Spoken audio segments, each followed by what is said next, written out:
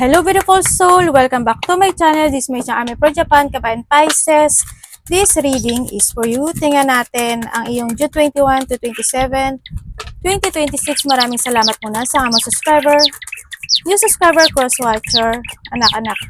At sa mga bago pasok dyan, welcome na welcome kayo sa bahay ni Ate Ai May.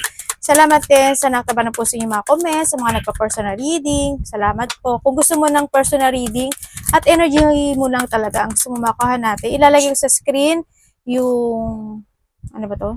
Facebook ko. No, i-check nyo na lang para hindi kayo ma-scam kasi may nanggagaya sa akin. No? Yan. General reading, energy reading, vice versa. Gawin yung guide yung mga warning ha. Hindi negative yun, warning yun. I-reverse nyo, i-analyze nyo, paano nyo maiiwasan yun, isipin nyo maigi. Okay? Hindi kayo bibigyan ng universe ng warning kung gusto niya kayo mapahama. Pero kung isipin mo negative yun, choice mo na yun. Diba? Wala kang dapat sisihin, kundi sarili mo lang din. Okay. 27, 28, 29, sunod-sunod yun. 35, 11, Virgo, Libra. Yan, connected ka sana, magkakaroon ko ng connection sa amin. Okay. Pisces. May mga bagay ka daw na nahatak o mahatak ka pa na. Ay, tarot reader ka ba? Yan, maaaring tarot reader yung iba, no? Or maaari din na may mga isipin ka or magsisiking ka ng mga information na gusto mong magkaroon ng pagbabago dito or gusto mong tapusin sa iba, no, na doon sa point na yun. May mga paninindigan or may mga actionan ka na this time. Yung iba naman dito may competition. Hindi ko alam kung nakikipag-compete ka ba or may taong nakikipag-compete sa'yo, nakikipag-marunungan, nakikipag-pagalingan, na kung ano man yan, compete or there's a competition situation, maybe na doon sa point na yun, makipagtalo, something, pwedeng na doon sa point na yun ha. Magkaroon ka daw ng connection sa isang lalaki. Questioning, quarrel, or magkakaroon ka ng communication, text message, or kung ano man, kung sino man tong lalaki na to, no, sa iba, sa inyo. And also, is may mga papers and documents ako na nakikita sa iyo. Siguro sa iba sa inyo, papers and documents, maaring ito is nakaraan na.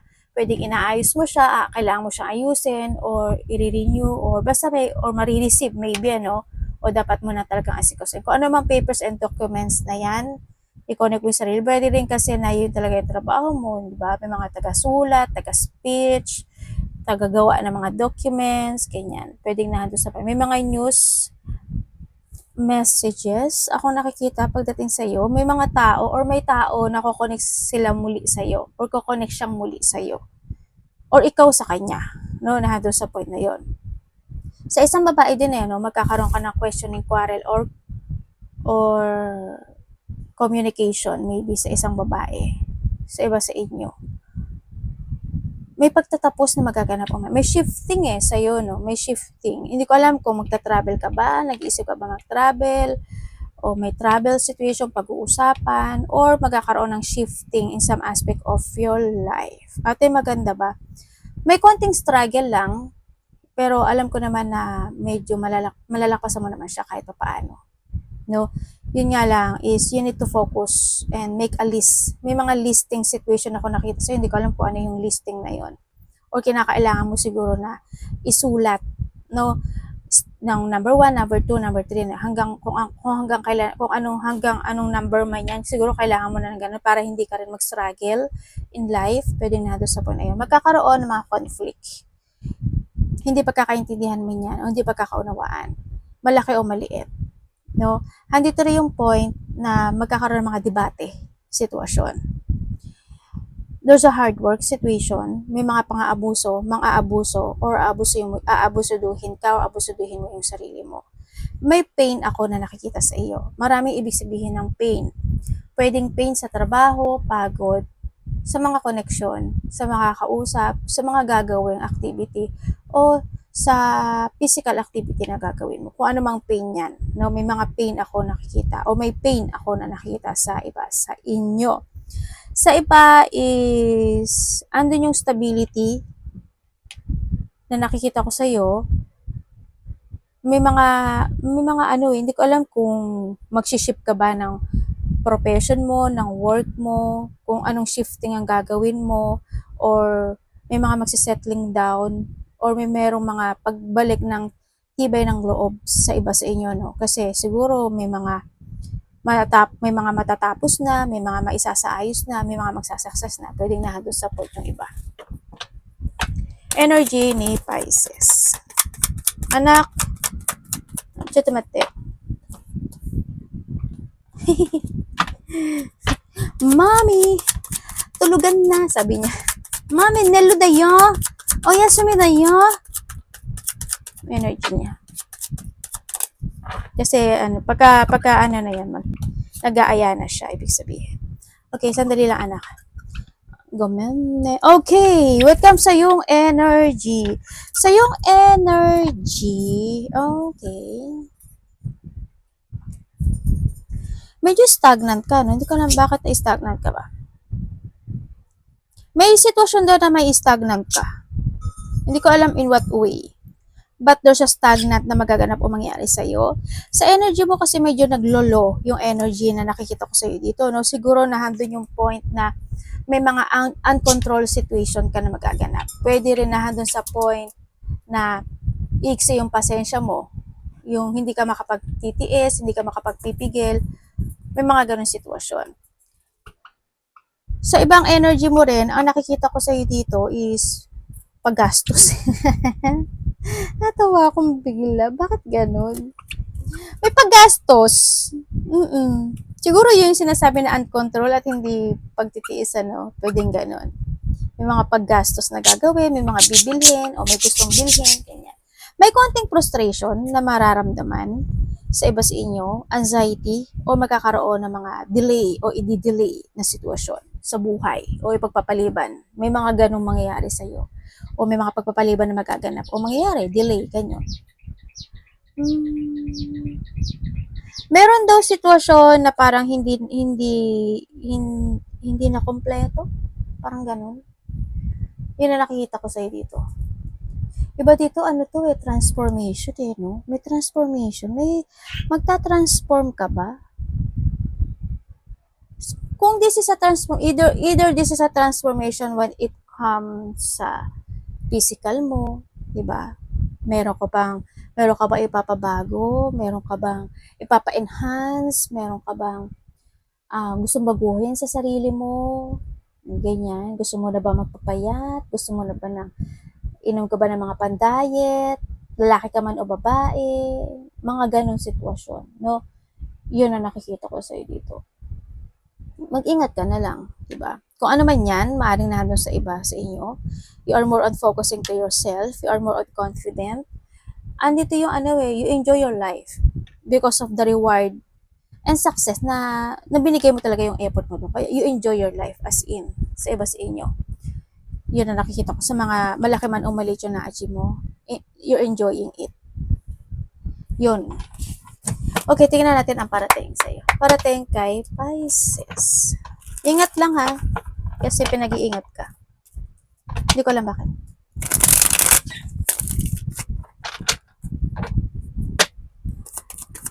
Parating.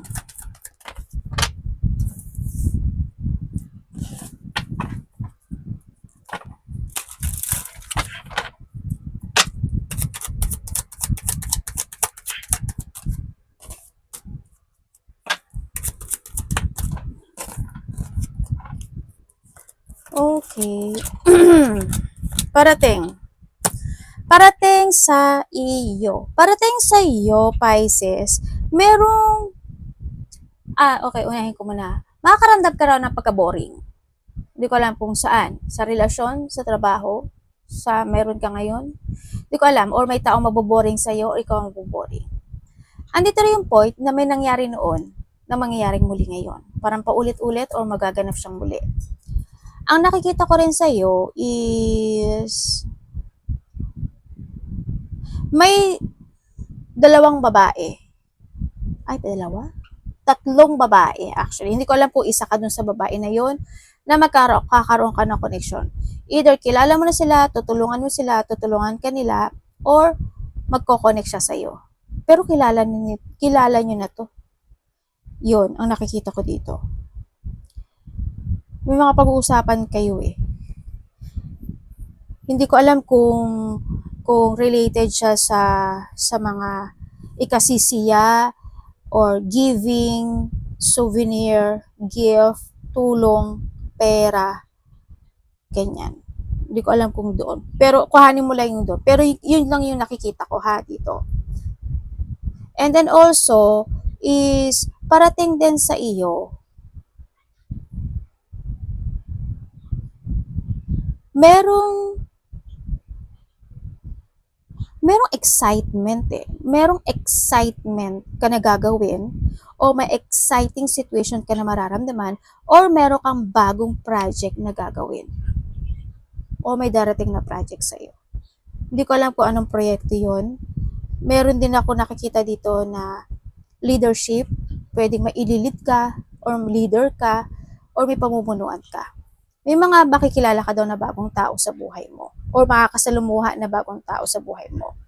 No, marami kang multitask o multiple priorities daw na gagawin. Ang nakikita ko rin sa'yo, medyo magiging pabaya ka.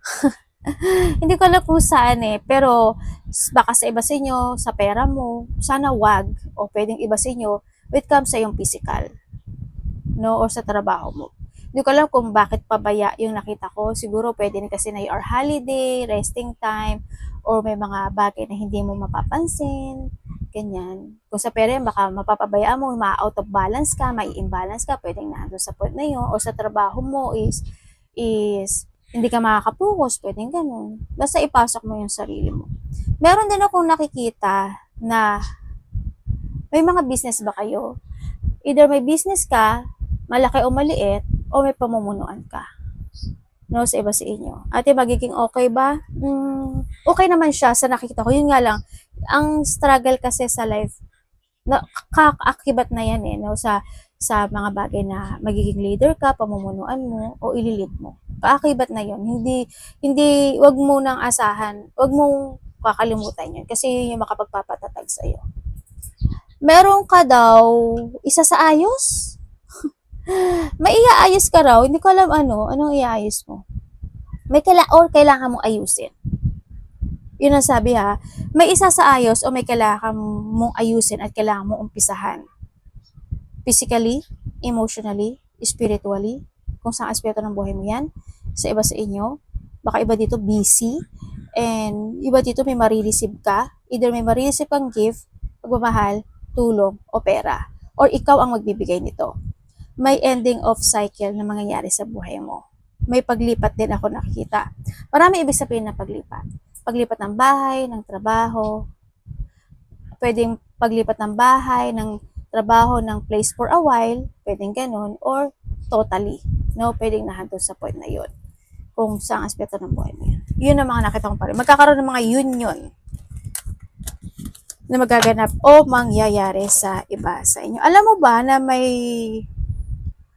merong tao na magkakaroon ka ng reconciliation, communication sa iba. Sa iba, recovery, healing. Tapos yung iba naman daw is may tao na mag-share siya ng problema pagdating sa iyo. Ay, may may travel ka. May getting together nga. Iba dito may travel eh. Malayo o malapit. Thinking about travel, or may makikipagkita sa iyo. Galing sa ibang probinsya, kalapit baryo, o ibang bansa. Ay, ba't dito to? Teka lang. Ba't dito ka napunta? Yan, getting together, close relationship, family unity, reunion, surprise parties event, coming home, i-connect mo yung coming home na yun. Yun nga tulad sabi ko, ikaw ang uuwi, pagta-travel ka, malayo o malapit, o may darating, mga ganyan, ha? Yan. Dapat iwasan.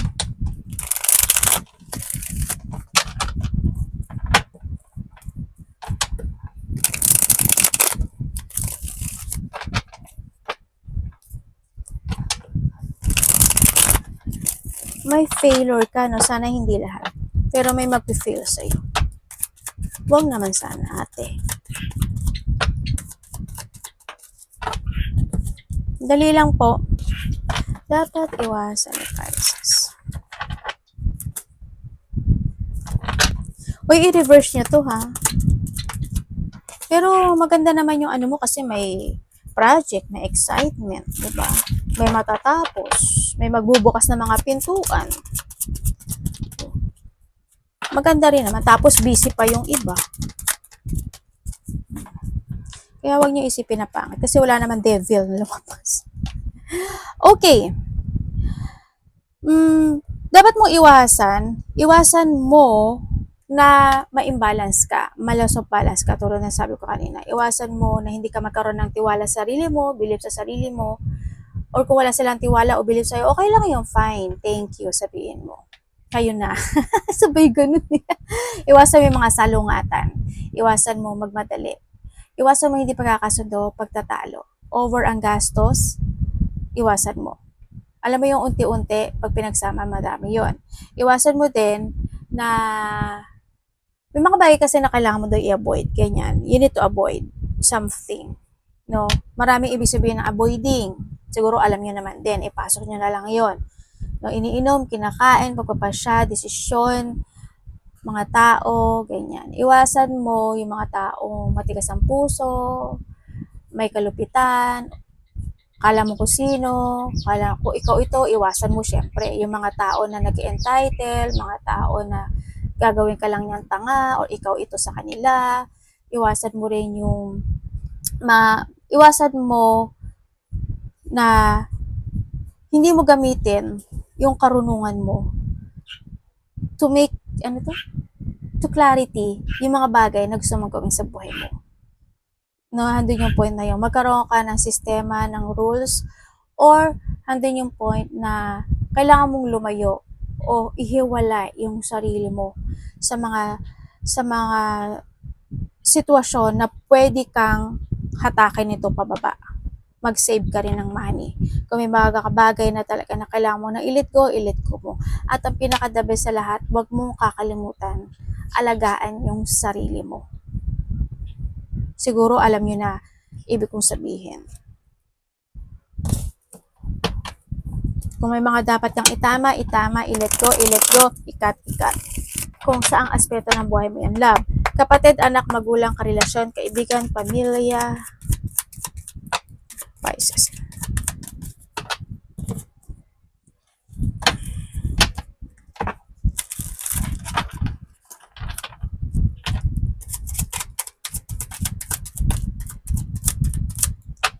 Love po.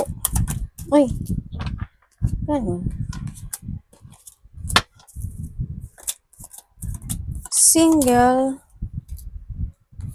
Kung single ka, is may taong magiging mabait sa'yo. Either nakakausap mo siya or makakausap mo pa lang siya. May mga makikilala ka o may makikilala ka na makapagpapasaya sa'yo. Isa or dalawa. Ate, okay ba? Hindi ko na itinuloy pero meron ka daw mauusap dito. Ingat ka na lang. Kung wag din pa, ay hindi. Isa sa kanila, malihim or magkakaroon ka ng rejection sa kanya. O may mga bagay ka na hindi magugustuhan sa kanya. Ingat ka na lang. Okay, kung kayo naman is nagkahiwalay nitong tao na to, oo, nagkaroon ng paglilit ko. Alam mo pa, nagkaroon kasi ng betrayal din, Yan, nagkaroon ng betrayal pero hinabaan mo yung pasensya mo pagdating sa kanya, pero dumating kasi yung point na meron siyang hinanap o meron siyang nakita na wala sa'yo sa iba. Naiwan ka sa ere, di ba? Yun na nakita ko dito. Pero, dito kasi sa sitwasyon, isa sa inyo nagbabalik tanaw sa nakaraan. Nandun sa point na yun. Nagkakaroon, accept nyo na naman ang isa't isa, pero nagkakaroon lang siya ng balik tanaw. Pero ang nakikita ko kasi dito, either magte-text siya sa'yo, o nag-iisip siya to text, pero kasi ang sabi niya dito, gusto niya ng recovery. O nahandun yung point na may naaalala siya na ikinasisiyan niya talaga pagdating sa connection. Pero iba dito, gusto niya ng pagbabalik o recovery. Kung kayo naman is may third party relationship, aware ka sa sitwasyon at matagal na to. No? At kung hindi ka man aware, yung isa sa inyo matagal nang may ganung sakit. Ginawa pang sakit talaga ate naman, no? Ano lang, may pagkamakati lang, ganun. O baka naman talaga na ano lang talaga siya, gusto niya lang magpasaya ng mga tao. Baka ganun lang. Hindi naman natin, alam mo ba, dadating kasi sa atin ng tao kasi may matututunan tayo. 'Di ba? We need to thankful sa mga taong darating sa buhay natin kasi isa sila sa buhay natin na may matututunan tayo sa kanila.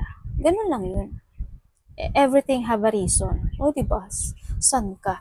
Okay, accept mo sa sarili mo na ganun siya, na may nakaraan siyang ganun o na ganun siya. No, sa may mga third party dyan.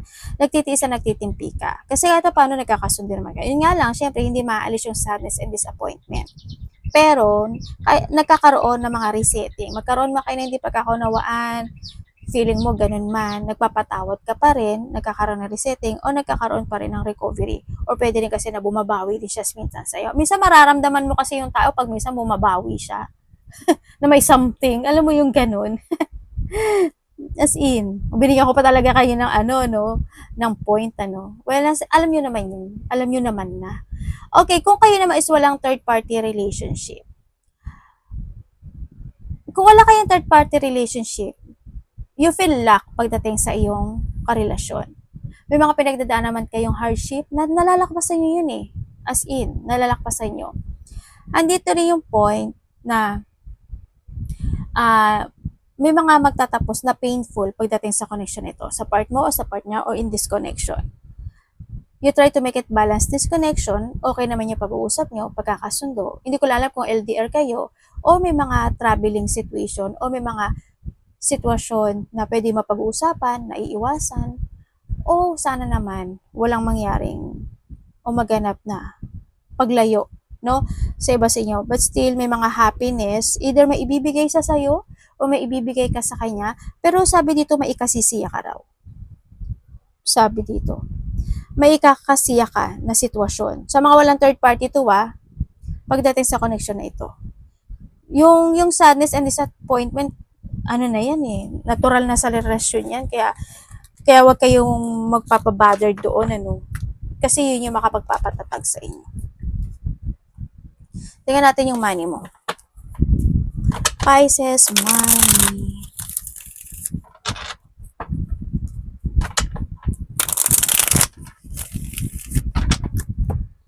Kung nag-away kayo niya, magkakaroon kayo ng pagkakasundo. Money po, ni Pisces. Money, trabaho tayo ha.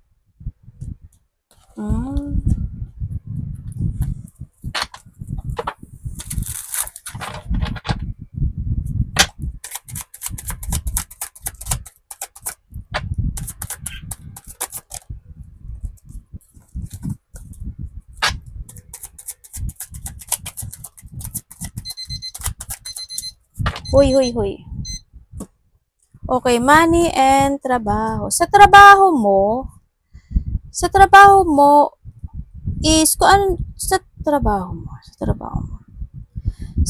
okay naman eh, no? Kasi dito, sa sitwasyon mo, nakukuha mo yung nais mo. Lalo sa pera din, gano'n. Nakukuha mo yung nais mo. Satisfy ka in what you have, material man yan, spiritual, nagkakaroon ka nga ng mga bagong plano. Kumbaga, kung ano yung trabaho mo, yun yung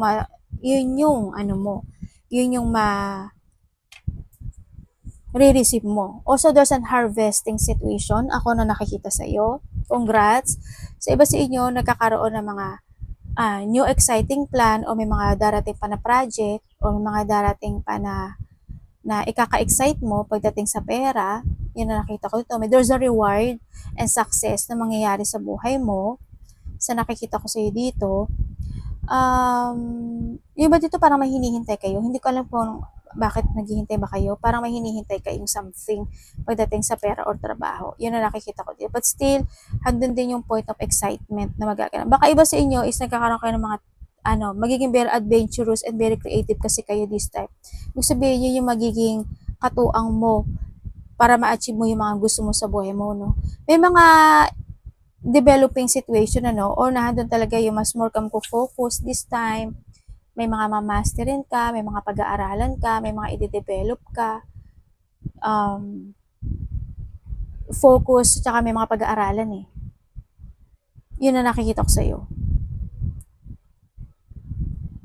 kumbaga yung iba rin sa inyo medyo ma-pride din pagdating sa trabaho and money, no, nandun sa point. But natural lang yun eh, no? Kasi syempre, yun yung makapagbibigay sa'yo talaga sa, para lalo ka mag-success sa buhay. No? Iba dito may pagka-ano rin, siguro hindi naman lahat, may pagka, a little bit perfectionist, no, sa nakikita ko sa'yo dito. O may mga bagay ka na gusto mo i-perfect, pwedeng nahandoon sa point na yon. But still, congrats pa rin sa iyo dito kasi you're doing your passion sa nakikita ko sa'yo dito and nagtatrust ka naman din sa intuition mo sa ngayon sa nakikita ko sa'yo dito. No? Iba dito may mga bagong trabaho eh, no? May mga achievement and receiving ako nakita sa iyo. Iba sa inyo may mga bagong trabaho, travel, project. Ako nakita. Mag-ingat ka na lang ano, kasi may mga hindi ka daw nakikita na darating. Alam mo ba, merong pagnanakaw. Marami ibig kasi sabihin ng pagnanakaw eh. Pagmamatsyag o pagnanakaw, pwedeng ikaw ito or someone.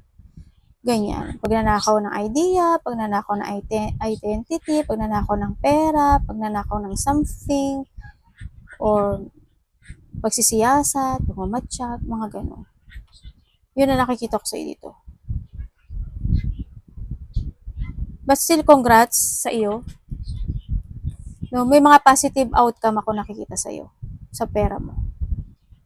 Give your effort and hard work more kasi magsasucess ka. Iba sa inyo maaaring papasok kayo sa isang investment or you want to invest for something. Yun na nakita ko. Baka pinag-iisipan mo o pinaplanuhan mo siya. No? Arigato namaste, God bless.